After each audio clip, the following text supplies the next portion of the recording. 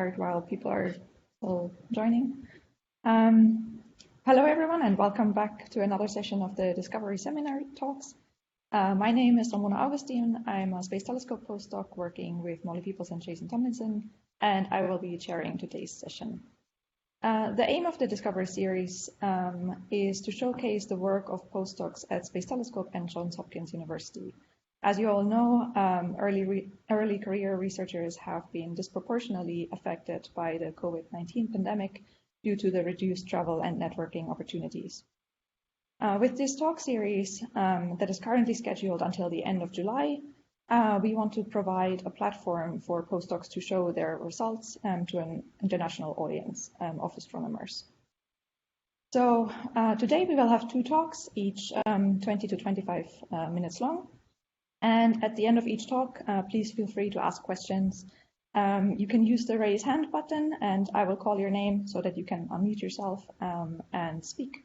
Or you can type your questions in the chat and then I will read them for you. So without further ado, let me introduce our first speaker today. Our first speaker is Chris Clark. He did his PhD at Cardiff University in the UK, working with Haley Gomez. There he was using ESA's Herschel Space Observatory to study the creation of dust in historical Milky Way supernovae and to explore the evolution of low redshift galaxies seen in large area far infrared surveys. He then did his first postdoc also at Cardiff with John Davies as part of the EU's Dustpedia project, assembling and exploiting a database of every nearby galaxy observed by Herschel. After that, he then came to Space Telescope here, working with Julia Roman Duval and the ISM Star Group, where he's using everything from UV to far infrared to understand the evolution of the ISM in extinction, emission, and absorption. And today, he will tell us a little bit about his work on the dramatic evolution in the dusty ISM across the local group. Chris, please take it away. Okay, thank you so much for the introduction and for organizing. I'm going to share my slides. Let's see if this actually works.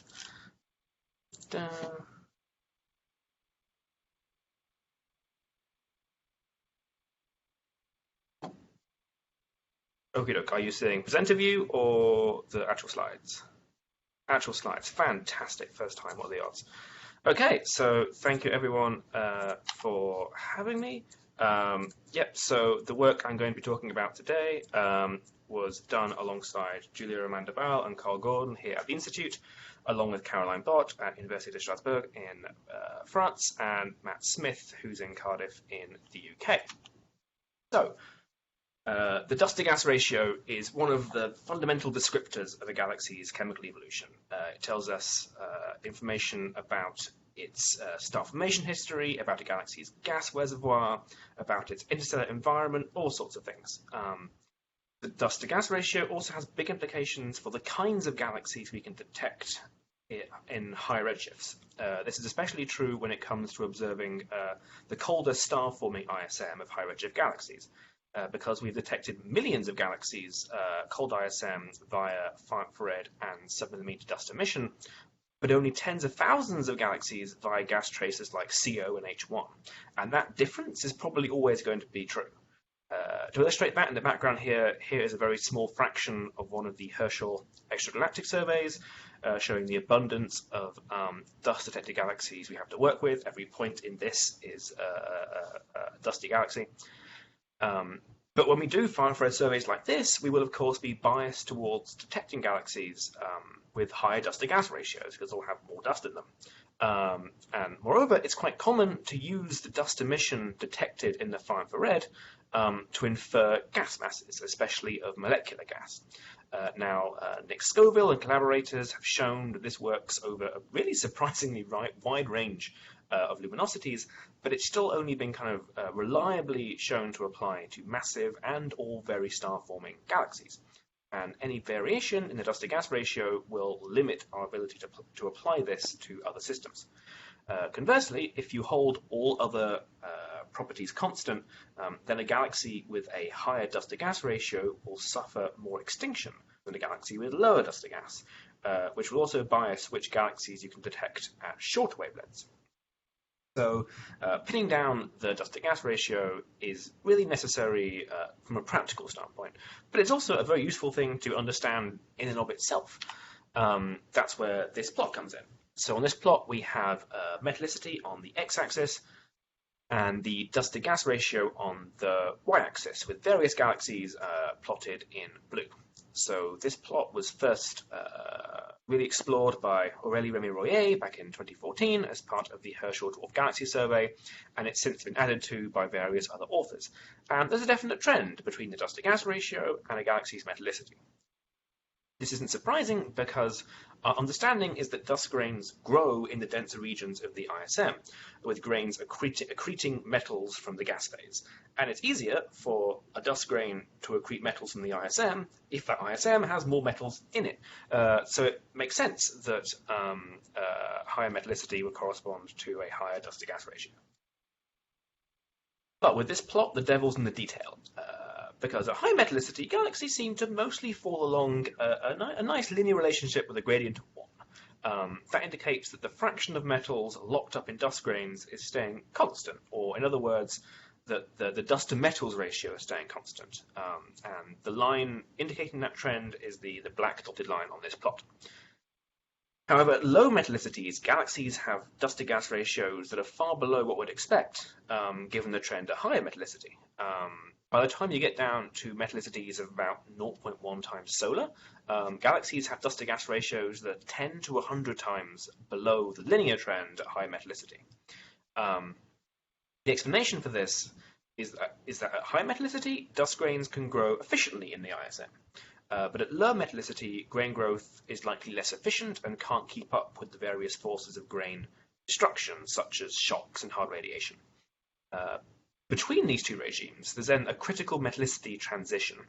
However, the exact location and behavior of this critical metallicity transition is not well understood. So I've plotted a range of possible model tracks from Feldman et al. 2015 in the grey lines, and the broad location of this transition is shown in the broad shaded area. But pinning it down precisely is hard because just detecting dust at the lowest metallicities is very difficult, because these galaxies have such low dust abundance and such small total dust masses that we only have a few detections at metallicities below 0.1 solar.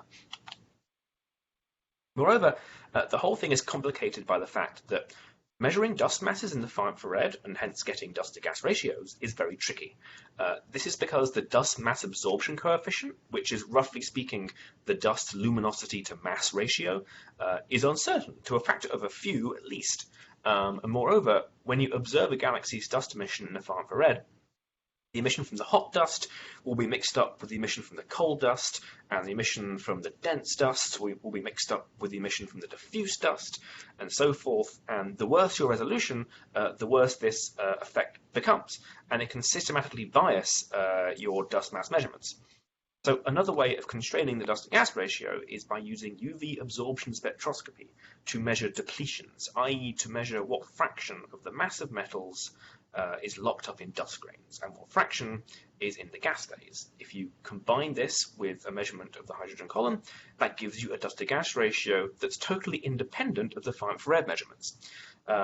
However, we can only do this UV absorption spectroscopy in the local group because it requires using UV bright individual stars as background sources.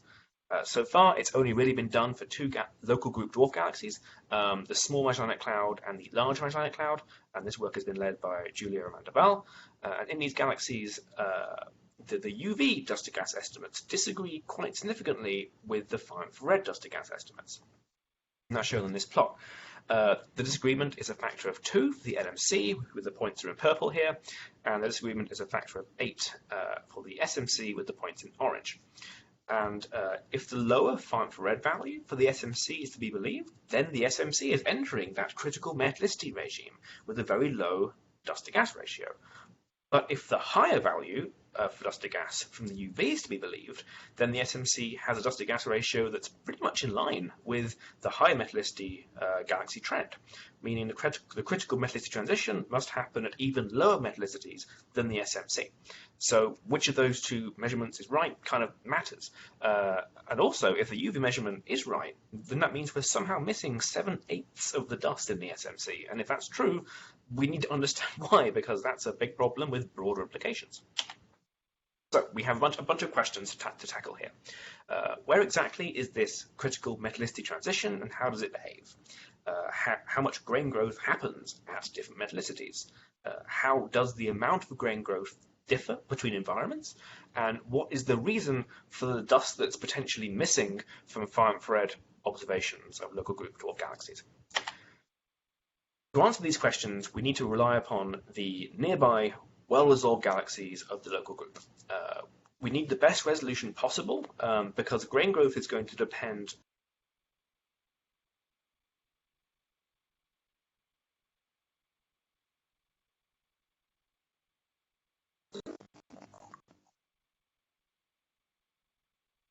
and you hear what's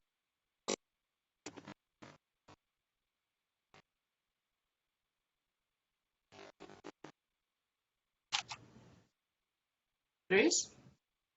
Yes, can you hear or see me? I can hear you, but we cannot see. I will stop sharing and resume again. I don't know what happened there. Okay. Stop sharing. Okay, can you see me now? I can see and hear you now. Interesting. Okay, let's try that again. Okay, share. Sorry about this, clearly. Gods of PowerPoint are not smiling. Okie dokie. So can you see the slide with 4 galaxies on it? Okay, that's off again. Okay, so to answer these questions, we need good resolution because grain growth is going to depend upon 2 things. Metallicity, but also density. Density is important because it's just easier for dust grains to accrete metals from the gas phase when that ISM is denser. Conversely, dust grains are much more easily destroyed in low-density ISM, where they're unprotected from shocks and radiation. So if you want to study the dust-to-gas ratio over a wide range of densities, that means we need the best possible spatial resolution. Otherwise, high-density and low-density ISM will get all just smeared together. That means the galaxies we have in our toolkit to investigate grain growth are the Large Magellanic Cloud, the Small Magellanic Cloud, M31 and M33. These galaxies span quite a good range in mass and metallicity. M31 is massive and has more metals than solar, whilst the SMC has 50 times less mass and a metallicity of only 0.2 solar. The LMC and M33 make an interesting pair for comparison because they have very similar mass, very similar metallicity, very similar star formation rates, but M33 is a nice, neat, orderly spiral, whilst the LMC is a disturbed interacting system. So on the top row here, we see 250 micron observations of these galaxies' dust emission, and on the bottom row, we see maps of their hydrogen gas from H1 and CO data, with resolution matching that of Herschel. And Herschel has exquisite resolution to resolve the ISM in these galaxies, especially in the Magellanic Clouds. So here is a zoom in on a portion of the LMC as seen by Herschel at 250 micron, illustrating the sort of detail and structure and dynamic range we can make out. Herschel's resolution is 7 to 36 arc seconds, which sounds terrible to all the HST folk here, but which is, for the far infrared, is great. And this is good enough to overcome most of the confusion between the cold and warm dust emission. We have data for all of our galaxies in 5 bands from 100 to 500 microns, and this gives us coverage of the whole SED peak, letting us get good constraints on the dust temperature and therefore the dust mass. And whilst I love Herschel, it did have a problem. In order to remove large-scale instrumental artifacts from the observations, the data got heavily filtered at large angular scales during reduction. This slide illustrates that, comparing 100 micron observations from IRAS and Herschel where it's clear there's a lot of large-scale diffuse emission missing from the Herschel map. And that's a problem, because that diffuse emission that's getting filtered out is going to be systematically associated with the lower density ISM. And if we want to study the ISM over a range of densities, we have a problem if the low density ISM is being systematically removed from our data. Previous authors have used data from IRAS and Planck to study the low density diffuse dust in the local group. However, IRAS and Planck have resolution that's 10 to 30 times worse than Herschel, and that means IRAS and Planck can't resolve the high-density regions. So with Herschel missing the low-density dust and Planck and IRAS missing the high-density dust, it's perhaps not surprising we have a missing dust problem, and so we need to fix this. So, of course, this is the sort of problem that people in radio astronomy handle all the time. If you have high-resolution data missing the large angular scales, then you can combine it with low-resolution data in Fourier space to give you high-resolution maps that preserve all the emission. This process is often called feathering. And applying feathering to this data in practice was rather complicated. For starters, even IRAS has problems preserving emission correctly on the very largest scales. So in the end, we had this flowchart of hell to deal with. We ended up using COBE to get information about the very largest scales, and then we spent a long time figuring out the best way to correctly combine all this data in Fourier space. This was not helped by the fact that half the filters don't overlap, and it turns out there was all sorts of calibration differences too. So I won't bore you with the details. If you care about those, they're laid out in a recent paper. But the practical upshot is it worked. Here's an example for a portion of the SMC. And on the left, we have the original Herschel data, and on the right, we have the feathered data. And as you can see, there's a lot more diffuse emission in the new map. These new maps are hopefully the best possible Herschel maps of these galaxies. They are certainly, by far, the most computationally intensive bits of Herschel reduction that have ever been done. In total, they took over 1,000 terabyte hours of memory usage. And these new maps will be released publicly alongside our upcoming results paper. Another important thing is that the amount of diffuse emission restored varied a lot between bands. Specifically, there was more diffuse emission restored in the shorter wavelengths. The result of this is that in the new maps, the peripheries of these galaxies are now much bluer, thanks to all the extra diffuse emission restored at the shorter wavelengths. There are portions of these maps that are now 20 to 30% bluer. And of course, this will have a big effect on the dust temperature you find when modeling the spectral energy distribution, because bluer dust is warmer dust, and this in turn will affect the dust mass you compute. So we now have high-resolution Herschel maps that preserve all of the large-scale diffuse emission, so we can now actually do science with them. Hooray! In order to get maps of the dust surface density, we fit our galaxy's spectral energy distributions pixel by pixel. For those interested, we used a broken emissivity modified blackbody model. Having a break in the emissivity means that the SED can get flatter at longer wavelengths, and that flattening is observed by people in dust and diffuse environments, especially at low metallicity. So it was important that our model be able to capture that. So I'm not going to go into all the details of the SED fitting, but here are maps of the parameters for each galaxy, just to prove that we did it. And so now we have maps of the dust surface density, and we have maps of the gas surface density, so we can now make maps of the dust-to-gas ratio, and here they are. But of course, the thing we're really interested in looking at is how the dust-to-gas ratio varies with density in order to explore grain growth. And that's what we have here. So if you remember nothing else from this talk, please remember this plot. Here we see gas density on the x-axis against dust-to-gas ratio on the y-axis. Each of our galaxies, we binned up all of the pixel-by-pixel dust-to-gas measurements within quite narrow bins of density. So each galaxy is shown by a different color, and the first thing to note is that all four galaxies show strong evolution in the dust-to-gas ratio, at least up to a point. In M31, the dust-to-gas ratio increased by almost a factor of 10 between its lowest and highest values.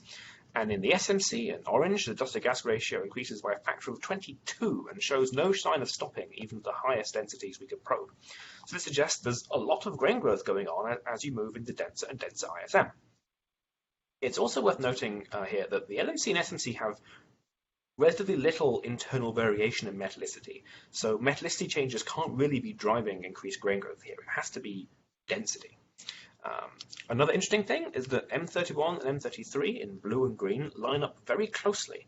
Over the density regime, we can probe both of them. They overlap basically perfectly, with M31 just having a slightly higher peak dust to gas.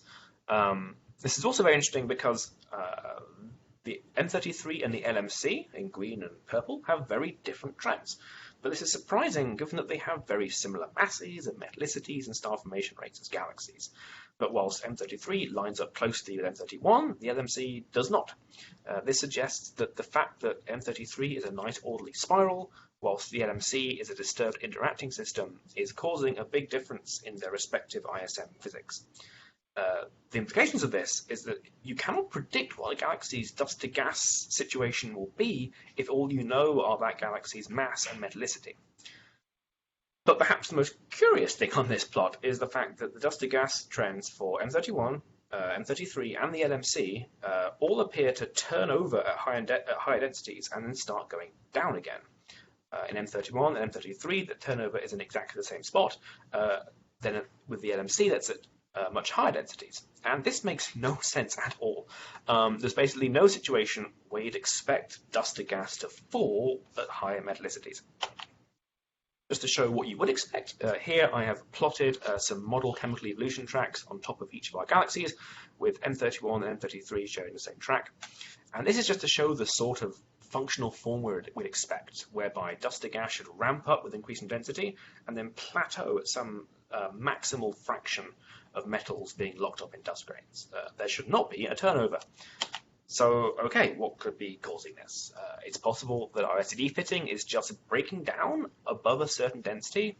It's not clear what could be causing that, because our resolution is good enough, we should be able to overcome most of the pathologies that tend to affect SED fitting. It's not clear why it would happen. Problems would happen just at higher density. It's possible there's gas, there's gas, either atomic or molecular, that's not being traced by the H1 or CO emission, which is causing us to underestimate gas masses at intermediate densities, and thereby overestimate the dust to gas, therefore causing like a peak to appear at intermediate densities. And this is actually quite a plausible explanation for M31 and M33, but for the LMC, in order to get rid of that peak, you basically have to flatten the entire relationship and give the LMC more or less constant dust to gas over 1.5 orders of magnitude in density, which makes almost as little sense to turnover. So that's not flawless either. It's possible that we've overestimated the CO X factor at higher densities, which would artificially drive down dust to gas, but this requires very low values of the CO X factor, especially for M31 and M33. Another explanation is that perhaps the dust mass absorption coefficient is falling at higher densities. Like I mentioned earlier, getting actual dust masses out of a far infrared dust SED is tricky. This is because the dust mass absorption coefficient, which is basically the dust luminosity to mass ratio, as I said, well, that's uncertain to within a factor of a few at least.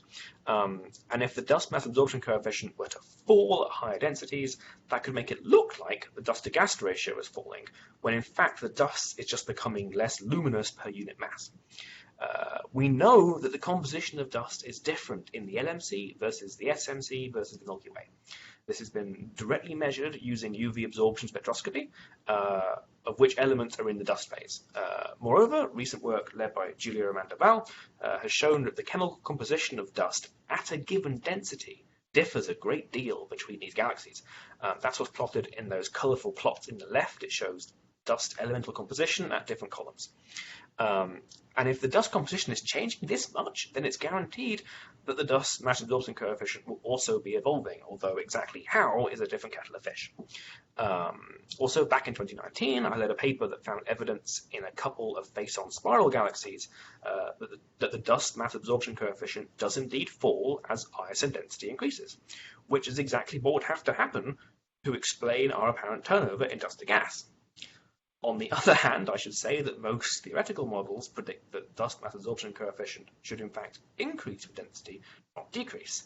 But then this would have the problem that the dust to gas turnover would actually be even worse than it looks in our data. So something interesting is happening either way there.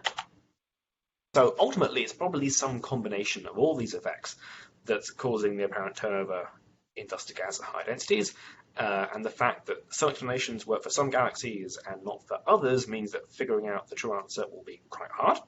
But even if we ignore everything above the turnovers in these galaxies, the dust to gas, we can still say that there's very strong evidence for dust to grain growth here, because the dust to gas ratio is still increasing with density for all four of these galaxies up to a point. So there's still very interesting science in this plot. Let's now finish off by circling back to one of those key questions from earlier. Can we now account for the missing dust in the LMC and SMC? Can we explain those big gaps between the dust to gas ratios measured using far-infrared data compared to much higher dust to gas ratios measured from the UV spectroscopy data? So for the LMC, the answer is yes, we can. Here you can see the previous best far-infrared dust to gas values in dark red, and the values measured using UV depletions are plotted in black.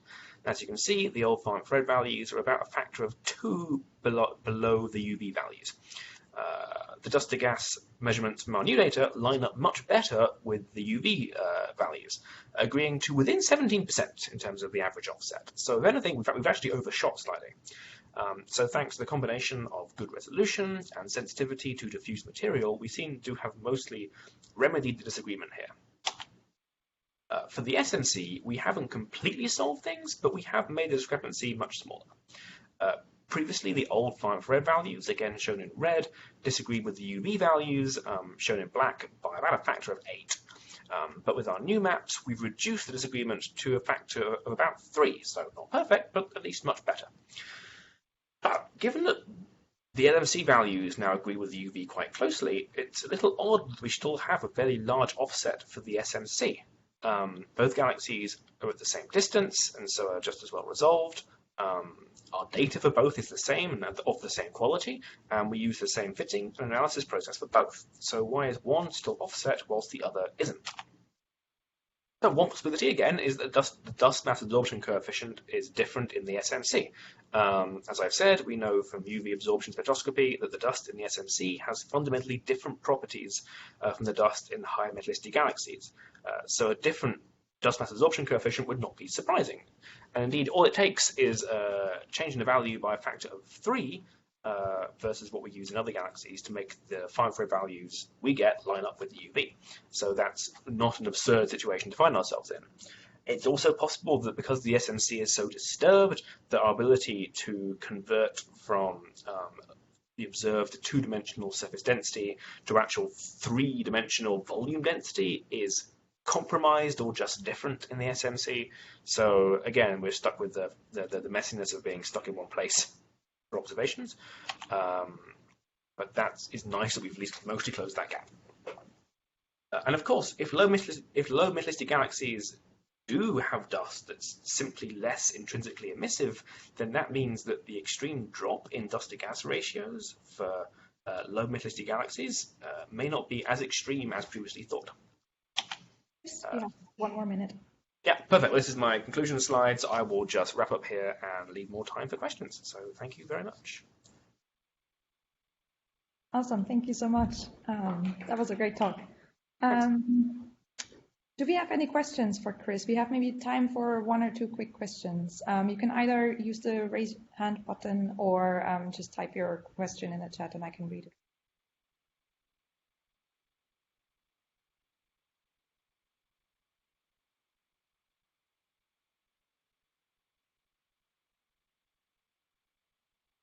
Anyone? Okay, I have a question in the room. Hi, Chris. Great talk. Thank you. I was just wondering, when you were comparing the dust masses derived from UV versus the far infrared, it seemed like the effort was to try and match both by remedying the far infrared observations. But what about the UV observations? Like, are those considered the correct ones, so to speak? Or could there be any uncertainty or any systematic issues in those data as well? They should be more reliable because it's much harder to do, but it should give you basically an absolute measurement of the column density of these elements just through the absorption as compared to the hydrogen. So it should be, very reliable. The one thing is it's trickier for some elements versus other. It's hard, for instance, for carbon, which is a problem because carbon is one of the primary constituents of dust. So some of it does involve extrapolating based on Milky Way trends for some of the elements that are harder to pick up. So there is some wiggle room in there, but by and large they are considered the more reliable and should be more absolute values. Cool. Thank you. Great. Thank you very much, Chris. That's all. Thank Chris again. And then we will move on to our second speaker, which is Alec Hirschauer today. Alec began his astronomical research career as an undergraduate working with Chris Hauck at the University of Notre Dame, studying exoplanar ISM, and as a summer research intern at the University of Washington, studying ISM absorption spectroscopy with George Wallerstein. As a PhD student, he began investigating the metal enrichment characteristics of dwarf star-forming galaxies under John Seltzer, particularly at extremely low masses and luminosities. He continued his focus on metal-poor systems by starting a postdoc with Margaret Meixner at Space Telescope, switching from optical spectroscopy to infrared imaging in preparation for forthcoming JWST observational programs, searching for dusty, young, and evolved stars. Currently, he's a member of the HST COS instrument team involved with the Ulysses program targeting T Tauri stars in the UV, and has begun pursuing Lyman continuum leaking galaxies with the Mingo group. Today, he will give us a first glimpse of dust production and star formation in metal-poor early universe analog environments with JWST. Alec, the floor is yours. Great, thank you so much. Let me share my screen, make sure everything works okay. All right, put this over on this window. All right, cool. Can you hear me and see my screen okay? Looks like yes, awesome. All right, hi everyone. My name is Alec Hirschauer. I'm a prize postdoctoral fellow here at Space Telescope. Today, I'm going to introduce JWST guaranteed time observational programs and some preparatory work which were designed to study the evolved star populations and dust production mechanisms of metal-poor environments analogous to those of early universe galaxies. I'll focus on two GTO programs which targeted the dwarf galaxies 1Zwicky-18 and NGC-6822. With these data, we'll explore questions like what is the nature of massive star formation at very low metallicities, and how is substantial dust produced in high redshift systems where insubstantial time has passed for lower mass stars to evolve to the asymptotic giant branch. So I'll start with a brief introduction to help contextualize the work that I do. After the Big Bang, the baryonic content of the beginning of the universe was mostly hydrogen, some helium, and trace amounts of other elements. So in order for that material to become all the stuff that we have today, billions of years later, some pretty interesting things had to have happened. So as we can see in this cosmological simulation, as time moves forward after the Big Bang, all that baryonic material eventually coalesces under the influence of gravity and dark matter, forming into large-scale structure like galaxy clusters, and deeper down, galaxies, which are themselves home to giant clouds of gas. In time, within these gas clouds, hydrogen will begin to clump into dense cores like we see in this image of the Eagle Nebula. Eventually, these instigate nuclear fusion reactions and become the first stars, born out of the pristine material made during the Big Bang. These nuclear fusion reactions take 4 hydrogen atoms, shown here as protons, and produce a single helium nucleus, releasing energy in the process. So the product of nuclear fusion reactions are heavier elements, which are anything after helium on the periodic table. And we call these metals. And as you can see here, they all had to have been synthesized by stars. This means that the oxygen that's in your lungs, the iron that's in your blood, the potassium that's in your banana, it all came from stars processing that Big Bang hydrogen. As these stars evolve and die, the enriched materials that were synthesized within their cores are returned to the interstellar medium, or ISM.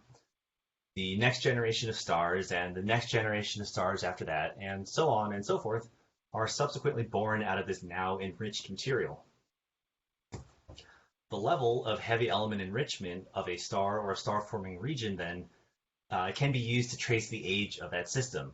Loosely speaking, a system with less metal enrichment is older than one with a greater amount of enrichment, since it reflects fewer generations of stellar nucleosynthesis since the Big Bang. All right, so why do we want to study extragalactic star formation and stellar populations at low metallicities in the first place?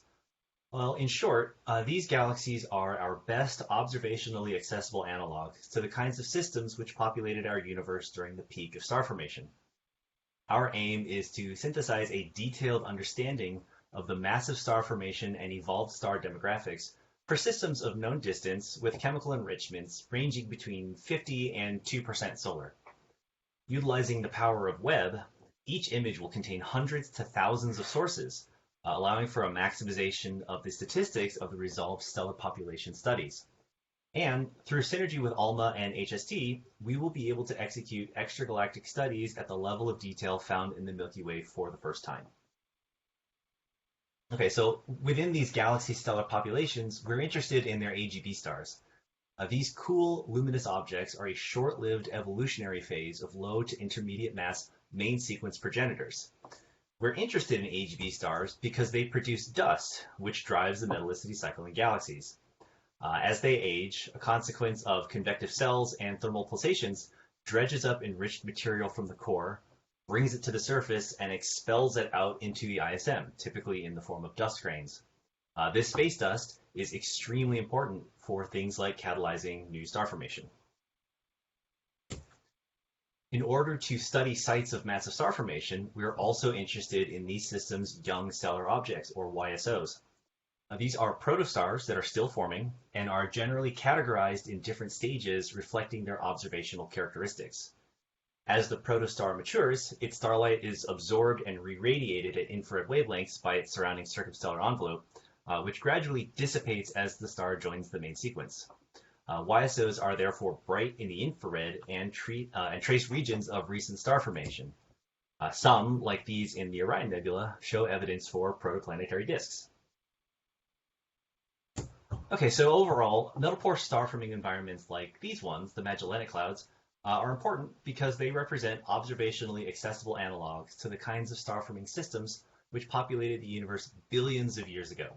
They are our next best option for detailed study of a realm that is otherwise unavailable for scrutiny. So on board JWST is the Integrated Science Instrument Module, or ISIM, which houses the instrument payload. Along with the mirror assembly and the spacecraft and sunshield, these are the three major elements of Webb. The two imaging programs that I'm presenting today employ the near-infrared camera, NIRCam, and the mid-infrared imager, MIRI, seen here. We will be using filter combinations for NIRCam, shown on the top, and MIRI at the bottom, which were selected based on Libby Jones's work predicting fluxes of dusty objects. These observations will be used to create color magnitude and color diagrams, allowing for identification of various stellar populations, as well as informing SED models, which are critical for distinguishing the properties of evolved stars. With NIRCam, shown above, observations yield both short and long wavelength images simultaneously. These filters are important for characterizing stellar photospheres and are sensitive to molecular species. The MIRI filters are shown below. Being the only JWST instrument that observes between 5 and 28 microns, this instrument is critical for characterizing the behavior of different stellar types at long infrared wavelengths. On the right, we see a plot from Jones et al. 2017, which shows how the MIRI filters will map to fluxes of different kinds of sources based on Spitzer IRS spectra of targets in the LMC, like YSOs, carbon and oxygen-rich AGB stars, planetary nebulae, etc. My group is primarily focused with the use of MIRI, whose field of view and various observing modes are shown here. In addition to mid-infrared imaging, there are an integral field unit and a low-resolution split spectroscopy mode, plus a LEO chronograph designed to observe exoplanets. All right, so I'm interested in the stellar populations. This simulated 15 minus 25 micron versus 7.7 minus 10 micron color plot from the same study of Jones et al. 2017 illustrates the utility of the Miri imaging filters for stellar population work. It shows how the 4 filters do a very effective job at separating the different dusty populations. In particular, the AGB stars and the red supergiants at the top are clearly distinguished from the YSOs. What's more, these two CMDs demonstrate the predicted positions of a variety of sources.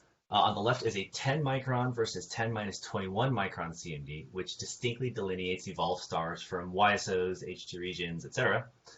And the plot on the right is a 15 micron versus 15 minus 21 micron CMD, which clearly differentiates AGB stars of different chemistries, allowing for the robust identification of carbon and oxygen-rich AGBs through photometric means alone, which is far less observationally expensive than via spectroscopy. Okay, so with that, I'll discuss the targets for our 2 programs. The first is NGC 6822. It's a nearby but relatively isolated dwarf star-forming galaxy that's analogous to the SMC in terms of its structure and composition. This makes it similar to systems at cosmic noon at a redshift of around z equals 1.5 to 2. It's famously home to some of the brightest, most well-known massive regions of star formation in the local universe. On the top we see Hubble 10, Hubble 5, Hubble 1 and 3, and on the bottom here Hubble 4. So recent work that was led by Libby Jones and myself was completed in preparation for JWST. We utilized archival near and mid-infrared photometry to develop novel color cuts by employing a kernel density estimate or KDE analysis to identify dusty and evolved stars in NGC 6822, which served as a sort of practice run for our anticipated web data. United Kingdom Infrared Telescope JHK photometry from Simmons et al. 2012 provided nearly 211,000 sources, which were matched to nearly 31,000 Spitzer sources from Kahn et al. 2015 in IRAC and MIPS bands. We then constructed a variety of color magnitude diagrams with different filter combinations from both catalogs, like this K versus J minus K Hess diagram.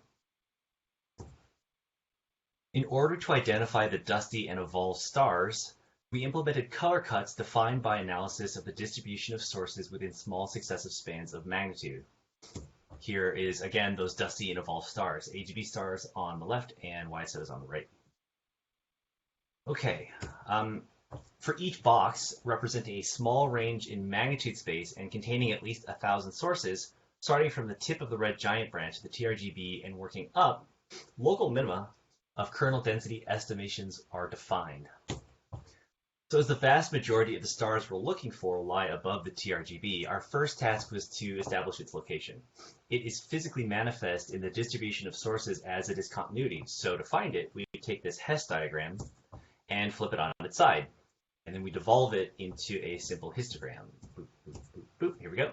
And find where the number of sources drops the quickest, which is indicative of the transition between stellar types. So taking into account the photometric uncertainties, we fit an Epinechnikov or parabolic kernel, which is optimal in the sense of mean square error, and use a Savitsky-Golay filter, which fits successive subsets of adjacent data points with a low-degree polynomial by linear least squares method, producing the blue line, a fit to the distribution of sources, and the red line, the value of the derivative at any given point. To provide statistical rigor, we run this routine many times. And with 1,000 realizations added up, we get the value of the uncertainty of the TRGB with what we're calling the Monte Carlo method KDE or MCKDE. In this case, the MCKDE procedure provides a value of K equals 17.36 plus or minus 0.04, which is very close to the accepted values found in the literature for this galaxy. Okay, so now that we have the TRGB established, we look for where there are gaps separating groups of different stellar types. Here, for example, is the KDE for one particular magnitude range, and here are the local minima. These determine for the Y value of the box, which is the K-band magnitude, where in J minus K space on the X-axis, a separation between stellar types occurs. You can see here how the KDE for a different magnitude range evolves, and how the position of the local minima changes in turn. So now we have our TRGB, And with the points defined by the KDE analyses in all of these magnitude ranges, we have an idea where the distinctions between the different kinds of stars exists. We make fits to these boundaries and use them to segregate out the various stellar classifications. For this first CMD, here are our results. Finding foreground and main sequence stars as violet points, red supergiants as gray points, oxygen-rich AGB star candidates as blue points, carbon-rich AGB star candidates as red points, and dust-enshrouded AGB stars and YSOs as green points. So how about another CMD? This is the 3.6 versus J minus 3.6 CMD, which has a similar looking structure to the last one we saw. We use the same techniques, first establishing the TRGB and magnitude bins with 1,000 points, then determine the location of the separation of stellar types by KDE analyses, which informs where we establish the color cut boundaries, which we use to make our stellar type catalogs. Applying this technique to two separate data sets, we got remarkably similar results, which I think is pretty nice. All right, so how about longer wavelengths? This is a Spitzer 8 versus 3.6 minus 8 CMD, which presents a much different structure, much different looking structure than the previous two CMDs. So in order to perform the KDE analysis on these ones, we use spans in both magnitude and color space, which produces these boundaries, which is kind of a mess, but with careful analysis, I produced this, which is the boundaries between the different object types. There we go. Here we have a breakdown of the object categorizations. Note that the number of dust-enshrouded AGB stars and YSOs is much higher for this CMD than what we found in the previous two. This is a consequence of the longer wavelengths being more sensitive to these very dusty objects. All right, so based on the aggregated results of these CMDs, we produce a catalog of different source types. The various categories are color-coded here, including both oxygen and carbon-rich AGB stars in blue and red, respectively, red supergiants in gray, foreground and main sequence stars in violet, dust-enshrouded stars, which includes YSOs, in green, and expected background galaxies in gold. A breakdown of these categories are shown here in this pie chart. Those most relevant to this study are highlighted here. They make up a relatively small fraction of the total number of sources in NGC 6822. The interesting dusty objects alone can be seen here. From our analysis, we've determined a ratio of carbon and oxygen-rich AGB stars in NGC 6822 that's consistent with previous studies, but using this new KDE approach. So with this, we mapped out the galaxy in terms of its evolved star population, including the carbon and oxygen-rich AGB stars, shown here again as red and blue points, respectively, along with YSOs shown in green, clustered in massive star-forming regions. Here we see those famous Hubble star-forming areas showing strong groupings of YSOs. I'll point out here a recently discovered entity embedded within the central stellar bar, which we've dubbed as Spitzer 1. It's home to roughly 50% more YSOs than the next most populated star-forming region, which is Hubble 5. SCD analysis of the YSOs inhabiting Spitzer 1 showed that the majority are massive early-stage sources, suggesting that there may exist extreme rare populations of massive evolved stars in and around this region in the central stellar bar. So let's investigate Spitzer 1 in a bit more detail now. Here I'm superimposing a 3-color composite image from Jones et al. 2019 of MIPS 24 micron, IRAC 8 micron, and H alpha emission. As I mentioned before, Spitzer 1 contains predominantly early stage YSOs. This suggests that its star formation rate is still increasing, and one day may even qualify as a superstar cluster. But what is that? This is 30 Doradus, also known as the Tarantula Nebula in the LMC. Zooming in, we find the open cluster NGC 2070. Its central concentration of stars makes up R136. This is the most well-studied SSC, which are defined by, among other things, a mass greater than 10 to the 5 solar. A 2017 paper in Nature Astronomy by Bram Oxendorf, as well as a follow-up paper by Isha Nayak, highlights the discovery of a potential proto-SSC located within the star-forming region N79 of the LMC, located symmetrically opposite to 30 Doradus along this central bar. Found within the south giant molecular cloud is this source, H72.97 minus 69.39. So it and Spitzer 1 share some important characteristics, namely, they're both weak in optical star formation tracers, and because of source confusion effects of the densely packed YSOs, there are likely many more individual sources than we are currently capable of discerning. Both have a more advanced massive star forming region companion in 30 Doradus and Hubble 5, and as they are both yet to reach their peak star formation rate, it's possible that Spitzer 1 may also qualify as a proto-SSC. Forthcoming observations of both the LMC and NGC 6822 will hugely improve our understanding of the formation mechanisms of SSCs. This includes proposals with both ALMA and JWST.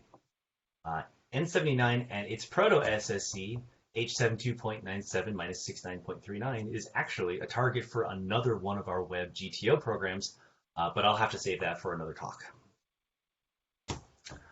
Our NGC 6822 GTO program will consist of 17 hours of integration time split between MIRI and NIRCam. The early plans for this system were actually designed to observe the massive Hubble star-forming regions in the galaxy outskirts.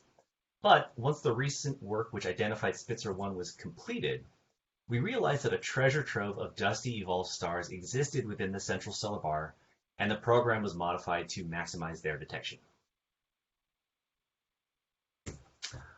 The target of our second program is Zwicky 18, the archetypal blue compact dwarf galaxy, roughly 18 megaparsecs distant. This extremely metal poor, or XMP system, after having remained fairly dormant for the majority of its existence, is currently voraciously forming stars, as we can see here by zooming into the central HT region, including stars massive enough to ionize helium, suggesting the presence of rare population 3 stars. It possesses a gas phase oxygen abundance of only about 2% solar, making it among the lowest abundant systems known in the universe. In fact, this record was only broken semi-recently after many decades, during which time the question was begged as to why we hadn't found any additional XMP galaxies.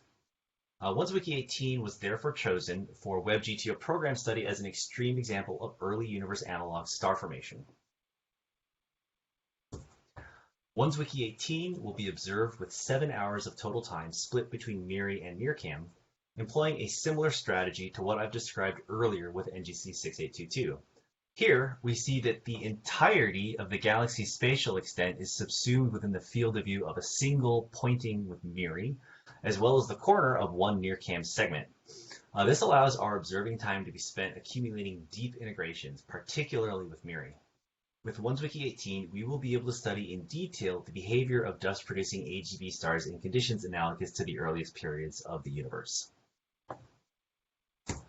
So in summary, nearby metal-poor star-forming galaxies are fantastic observationally accessible analogs to the low abundance environments which populated cosmic noon and earlier. Study with JWST will allow for detailed examinations of an otherwise inaccessible epoch in the star formation, chemical enrichment, and dust production history of the universe. The MIRI and NIRCam imaging filter combinations that we have chosen for a handful of GTO programs focusing on such low abundance systems were designed specifically to be efficient in identifying dusty evolved stars and protostars. Synergy with ALMA and HST studies will provide levels of detail only previously capable within the Milky Way. And finally, these programs will set the paradigm for future work to be undertaken with Webb as we stand at the beginning of what is truly an exciting time in astronomy. Thank you. Thank you very much, Alec. If anyone has questions, please raise your hand or write them in the chat.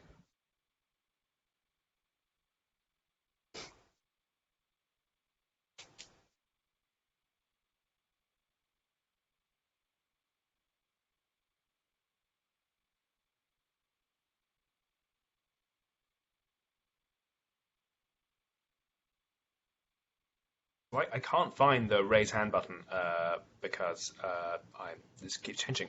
So I'll just jump in. For Zwicky 18, I know that it's just far enough away that the old Hubble observations has some limitations in terms of resolving individual stars and doing kind of reliable death population modeling. will the resolution gains from JWST make that help overcome that, or is it still far enough away that there will be some limitations to what can be managed there? Do you know? You're asking if 1-wiki18 is far enough that Webb's resolution capability will still give us problems resolving individual stars? Yes, in terms of population modeling, yeah. We should be able to individually resolve at least the most massive stars. I think relatively low mass things are still going to be really tough. With regard to the GTO programs, 1-wiki18 is the furthest away of the ones that we're looking at. 68T2, we should have no problem. We have a couple of programs looking at the LMC and the SMC. That shouldn't be a problem.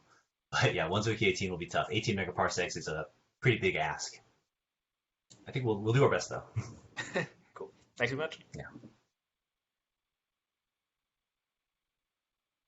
Okay, thank you. Are there any more questions?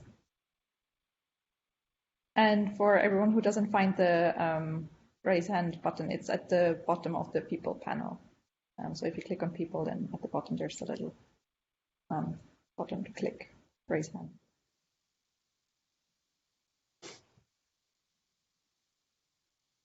I don't see any raised hands. So if you have any further questions or want to reach out to either Chris or Alec, you can find their email addresses in the program. So feel free to shout out and ask your questions later. Thank you very much for joining again today, and we will have the next session in 2 weeks. Bye. Thanks, everyone. Thank you, everybody. Bye.